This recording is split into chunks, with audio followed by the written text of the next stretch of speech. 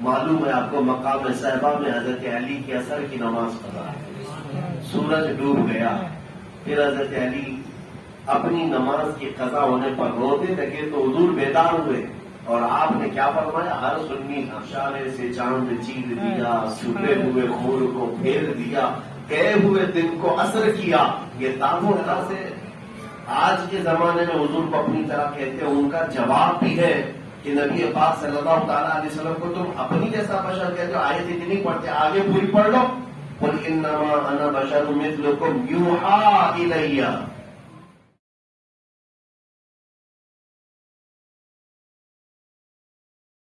ہوگا اس کے ہاتھ میں پاور ہے، وہ سورج کو جہاں سے چاہے نکالے، مشرق سے، مغرب سے، شمال سے، جنوب سے۔ اگر تو خدا ہے تو سورج کو ایک دن مغرب سے نکال کے دکھا، فَبُهِتَ الَّذِي كَفَرَ۔ قرآن کہتا پھر یہ کافر جو ہے مبہوت ہو گئے، لاجواب ہو، کیا جواب دے پائے گا؟ کیا سورج کو مغرب سے نکال پائے گا؟ یہ مناظرہ مشہور ہے، آسمانی کتابوں میں بھی موجود ہے، عیسائیوں کے ہاں بھی، یہودیوں کے ہاں بھی۔ یہ زمانہ چلتا رہا 3000 سال گزر گئے۔ 3000 سال کے بعد یہ واقعہ تو سب کو معلوم تھا کہ ابراہیم علیہ السلام نے چیلنج کیا تھا کہ اگر تو خدا ہے تو سورج کو مغرب سے نکال، لیکن زمانے مصطفیٰ نبی پاک صلی اللہ تعالی علیہ وسلم کے زمانے میں معلوم ہے آپ کو مقام صحابہ میں حضرت علی کی عصر کی نماز قضا ہے، سورج ڈوب گیا، پھر حضرت علی اپنی نماز کی قضا ہونے پر روتے لگے تو حضور بیدار ہوئے اور آپ نے کیا فرمایا؟ ہر سنی جانتا، اے علی تمہاری نماز قضا نہیں، محبت میں تم نے حضور صلی اللہ تعالی علیہ وسلم کا خیال کیا ہے، تمہارے لیے سورج بھی پلٹایا جائے گا۔ اشارہ فرمایا اور سورج واپس پلٹ کر آیا، اشارے سے چاند چیر دیا، چھپے ہوئے خور کو پھیر دیا، گئے ہوئے دن کو عصر کیا۔ یہ تابو تمام تمہارے، سورج الٹے پاؤں پلٹے، چاند اشارے سے وہ چاند، اندھے نجدی دیکھ لے قدرت رسول اللہ۔ اب سورج پلٹ کر کے آیا، برابر عصر کے مقام پر آیا، حضرت علی نے نماز پڑھ لی، پھر سورج واپس ڈوب گیا۔ اب یہاں پر مسئلہ صرف حضرت علی کی نماز کا نہیں، سورج کہاں سے نکلا؟ مغرب سے نکلا۔ سورج کہاں سے نکلا؟ مغرب سے نکلا۔ اب مسئلہ یہی ہے کہ عرب میں یہ بات مشہور ہو گئی تھی کہ ابراہیم علیہ السلام نے تو چیلنج کیا تھا نمرود کو کہ اگر تو خدا ہے تو پچھم سے، مغرب سے سورج کو نکال کر دکھا۔ نمرود تو نہیں نکال سکا، محمد صلی اللہ تعالی علیہ وسلم نے نکال کر دکھا دیا، مغرب سے سورج کو نکال دیا۔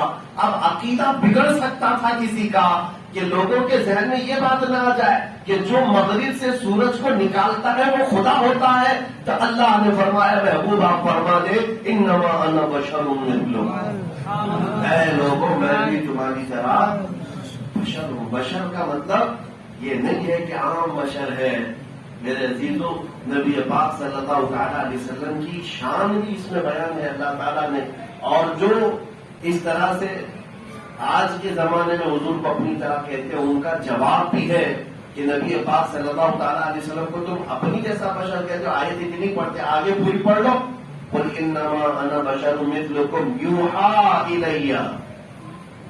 حضور کو یہ بھی کہا گیا، آپ فرماتے ہیں میں تمہاری طرح بشر ہوں لیکن مجھ پر اللہ کی طرف سے وحی آتی ہے۔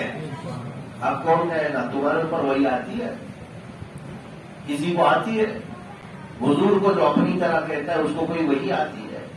میرے عزیز و نبی پاک صلی اللہ تعالی علیہ وسلم کی شان پاک کے لیے جو بھی آیتیں میں نے آپ کے سامنے رکھی، قرآن سے میں نے آج بیان کی کہ حضور کی شان میں اللہ تعالیٰ نے فرمایا، جہاں جہاں ذکر آیا حضور کا، اللہ تعالیٰ نے نفیس کلمات کے ساتھ میرے آقا صلی اللہ تعالیٰ علیہ وسلم کی شان بیان کی۔ حضور کے سینے مبارکہ کو کہا الم نشرح لک صدرک ووضعنا عنک وزرک۔ حضور کی آنکھوں کے بارے میں قرآن کا ما زاغ البصر وما طغى لقد رأى من آیات ربه الکبریٰ۔ محبوب کی آنکھیں وہ ہے کہ معراج کی رات ذات خداوندی کو ایسی دیکھتی رہی کہ پلک بھی نہیں جھپکا۔ جب یہ طور پر موسیٰ علیہ السلام کو جب بلایا گیا تھا، تجلی دیکھنے کی خواہش تھی نا موسیٰ علیہ السلام، دور پر گئے تھے تو اللہ تعالیٰ نے اپنی پوری ذات نہیں دکھائی، سوئی کے ناکے کے برابر ایک ہلکی سی تجلی تو دور پہاڑ کے ایک درخت پر ڈالی گئی. اور موسیٰ علیہ السلام کے متعلق ہے کہ انہوں نے وہ پورا جی بھر کے دیکھا بھی نہیں تھا، پلک جھپکتے دیکھا اور غش کھا کر گر گئے، غش کھا کر گر گئے. اور اس کے بعد جب بیدار ہوئے تو دیکھا پہاڑ جل چکا تھا، اور حضرت موسیٰ علیہ السلام کی آنکھوں میں اتنا جلال تھا کہ کوئی اگر آنکھوں میں آنکھیں ڈال کر دیکھتا تو وہ اندھا ہو جاتا. ہلکی سی تجلی کو جو دیکھا موسیٰ علیہ السلام نے، یہ کمال تھا. اور رب تعالیٰ فرما رہا ہے محبوب کا عالم یہ ہے، اللہ اکبر، ہلکی تجلی کی بات نہیں. معراج کی شب قرآن کہتا ہے فَكَانَ قَابَ قَوْسَيْنِ أَوْ أَدْنَىٰ، محبوب اتنا قریب ہوئے تھے جیسے دو ہاتھوں کا بھی فاصلہ اپنے رب سے، اور ایسے دیکھا کہ پلک بھی نہ جھپکی، اپنے رب کا دیدار کیا. یہ شان رسالت نہیں ہے تو اور کیا ہے؟ قرآن پاک نے حضور پاک صلی اللہ تعالی علیہ وسلم کے دستے مبارک کے بارے میں کہا. جنگ بدر میں جو کفار و مشرکین مارے گئے 70 مارے گئے تھے اور 70 قیدی ہوئے تھے. لیکن آپ کو میں بتاؤں بدر کی تاریخ میں ایسا ہے کہ لوگ کہتے ہیں کافروں کی طرف سے کہ اچانک کچھ کنکریاں ہمارے اوپر آتی اور پورا جسم جل جاتا تھا. صحابہ جن کے پاس تلواریں نہیں تھی وہ کنکر مار رہے تھے، اور کنکریاں جو مارتے تھے تو ان کا جسم جل جاتا تھا کنکریوں سے. اور ان کے پاس ایسی تلواریں تھی صحابہ کے پاس جس سے سبزی بھی نہیں کٹتی تھی، اور وہ ان کفار کی گردنوں کے قریب بھی کرتے تھے کہ وہ گردن اڑ جاتی تھی. اب ان باتوں کو اللہ تعالیٰ نے قرآن میں کیا کہا؟ فَلَمْ تَقْتُلُوهُمْ وَلَٰكِنَّ اللَّهَ قَتَلَهُمْ وَمَا رَمَيْتَ إِذْ رَمَيْتَ وَلَٰكِنَّ اللَّهَ رَمَىٰ. اللہ تعالیٰ فرماتا ہے محبوب جب آپ کنکری پھینک رہے تھے تو آپ نے نہیں، آپ کا ہاتھ تھا اور اللہ کا کام تھا. آپ نے انہیں نہیں قتل کیا، اللہ نے انہیں قتل کیا. محبوب کی ادا کو اللہ نے اپنی ادا فرمائی.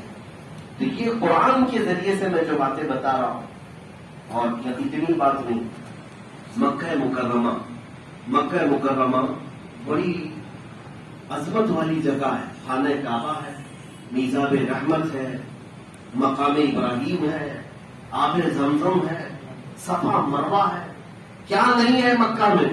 مینا ہے، عرفات ہے، مزدلفہ ہے، جہاں دعاؤں کی قبولیت کی بہت ساری روایات آپ کو ملیں گی. لیکن آپ کو میں بتاؤں مکہ کی عظمت قرآن میں جب بیان ہو رہی ہے، قرآن میں خانہ کعبہ جو عظمت و جلالت والا گھر ہے اللہ کا، مقام ابراہیم وہاں ہے، میزاب رحمت ہے، وہاں پر آب زمزم ہے جو ہر بیماری کی شفا کے لیے. آنکھیں لال تھی، اس دن بیمار تھے، آشوب چشم کی بیماری تھی، آنکھوں سے دکھتا نہیں تھا. حضور پاک صلی اللہ تعالی علیہ وسلم نے حضرت علی کو بلایا اور اپنے لعاب کو لے کر ان کی آنکھوں میں لگایا. حضرت علی کہتے زندگی بھر کبھی مجھے آنکھوں کی بینائی کم محسوس نہیں ہوئی. حضرت ابو قتادہ ایک صحابی ہیں، تیر اندر جانے کی وجہ سے ان کی آنکھ کی پتلی باہر آ گئی تھی. رسول پاک صلی اللہ علیہ وسلم نے اپنے ہاتھ سے اس کو اندر کیا، اندر کر کے پھر اپنا لعاب پاک لگایا. حضرت ابو قتادہ کہتے مجھے پتہ ہی نہیں چلتا تھا یہ آنکھ پھٹی تھی کہ وہ آنکھ پھٹی تھی، پتہ ہی نہیں چلتا تھا. تو میرے عزیزو ایک لعاب پاک ہے، ہزاروں بیماریوں پہ شفا ہے. اور تم کہتے ہو بڑے بھائی کی طرح، تم جہاں اچھے خاصے کو تھوک لگاؤ گے تو سڑ جائے، اچھے آدمی کو بھی ان کا تھوک لگ جائے تو سڑ جائے گا. نبی پاک صلی اللہ تعالی علیہ وسلم کے مطابق تو بات جو عرض کرنی ہے وہ یہ ہے کہ سنیوں کو اس بات کا اندازہ ہونا چاہیے کہ علماء کے قریب رہ کر کے حضور کا عشق سیکھیں، نہ کہ چور چرا کہہ کر کے شیطان کی جماعت میں شامل ہو جائیں. ہاں یقیناً اللہ تعالیٰ نے 3 جگہ پر فرمایا قل انما انا بشر مثلکم، اے محبوب آپ فرما دے میں تمہاری طرح بشر ہوں. اے محبوب آپ فرما دے میں تمہاری طرح بشر ہوں. حضور کو حکم ہوا ہے، نبی پاک صلی اللہ علیہ وسلم نے اپنی زندگی میں کہا بھی ہے کہ اے لوگوں میں بھی ایک بشر ہوں. لیکن مجھے یہ بتاؤ کہ اللہ نے حضور کو حکم دیا، تم کو کب کہا کہ تم بھی کہو حضور ہو؟ عوام کو تو نہیں کہا نا کہ تم بھی کہتے رہے نا نبی کو میری طرح ہے نہ میری طرح ہے. وہ حضور کو کیوں کہا گیا وہ بھی میں بتا دوں. بات یہ تھی میرے عزیزوں، اعلیٰ حضرت کو پڑھو تو سمجھ میں آئے. ممکن میں یہ قدرت کہاں، واجب میں یہ ابدیت کہاں. ممکن میں یہ قدرت کہاں، واجب میں یہ ابدیت کہاں. حضور پاک صلی اللہ تعالیٰ علیہ وسلم کی ذات کو دیکھ کر کے ایک نیا آدمی کیا سمجھے سمجھ میں نہیں آتا. ان کو صرف بندہ کہوں تو بھی عقل نہیں مان رہی کہ اگر خالی بندہ ہے تو ڈوبے ہوئے سورج کو کیوں الٹا رہا ہے. صرف بندہ ہے تو اشارہ کرتے ہی چاند پھٹ کیوں جا رہا ہے. صرف اگر خالی بندہ ہی ہے تو انگلیوں سے پنجاب رحمت کیوں نکال رہا ہے. ہاں پانی کے فوارے نکال دے. یہ جو بڑے بڑے معجزات ہیں، ان معجزات کو دیکھنے کے بعد تو پھر یہ لگتا ہے کہ یہ صرف بندہ کیسے ہو سکتا ہے. اور ہاں اگر اس کو خدا مانو تو یہ بھی عقل تسلیم نہیں کرتی کہ خدا ہے تو پھر زمین پہ کیسے. اعلیٰ حضرت کہتے ممکن میں یہ قدرت کہاں، واجب میں یہ ابدیت کہاں. حیران میں ہے یہ خطا یہ بھی نہیں وہ بھی نہیں. کیا کہوں، قدرت کہوں کہ پھر صرف عبد کہوں.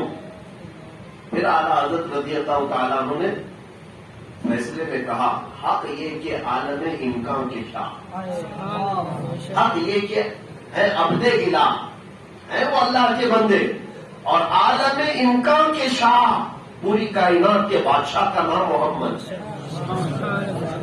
برزخ ہے وہ سر خدا یہ بھی نہیں وہ بھی.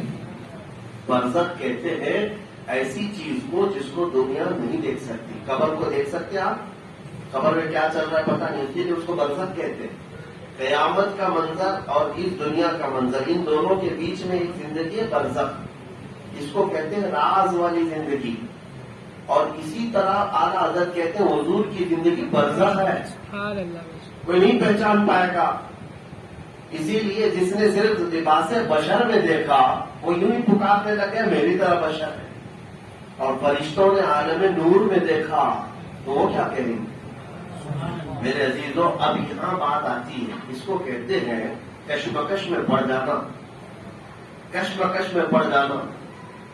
بڑے بڑے شاعروں نے بھی کہا ہے تیری رہ گزر کے حضور پاک صلی اللہ تعالیٰ علیہ وسلم سے کہ آپ جہاں سے گزرے ہیں یا رسول اللہ، اس خاک کی حقیقت کو پہچاننے میں پوری دنیا مصروف ہے، پوری دنیا مصروف ہے. ہوا یہ کہ اللہ نے کیوں فرمایا کہ اے رسول آپ فرماتے ہیں کہ میں تمہاری طرح بشر ہوں. میں ایک نفیس عمدہ نقطہ آپ کے سامنے بتاتا ہوں. پہلے بہت سارے تفسیر میں بتایا گئے کہ نبی پاک صلی اللہ تعالیٰ علیہ وسلم کی اس معجزے کو سمجھنے کے لیے، آپ کی شان کو سمجھنے کے لیے ایک واقعہ آپ کو سمجھنا ہوگا. ابراہیم علیہ السلام کا اور نمرود کا مناظرہ ہوا تھا، پتہ ہے نا. ابراہیم علیہ السلام سارے بتوں کو جھٹلاتے تھے، ایک خدا کی عبادت کا اعلان کرتے. تو نمرود بلایا انہیں، کہا کہ ابراہیم تم کس خدا کی عبادت کرتے ہو بتاؤ. میں خدا ہوں، میری عبادت چھوڑ کر تم کون سے خدا کی عبادت کرتے ہو.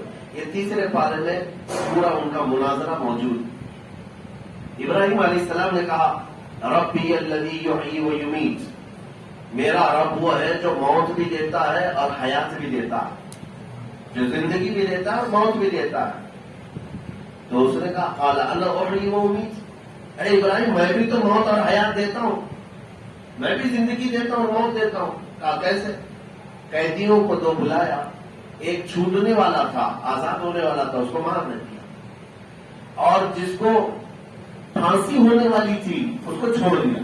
کہا دیکھو میں بھی حیات بھی دے رہا ہوں موت بھی دے رہا ہوں. ابراہیم علیہ السلام سمجھ گئے یہ گھاوڑ ہے، اس کو فلسفہ یہ سمجھ نہیں آئے گا، موت و حیات کہتے کسے.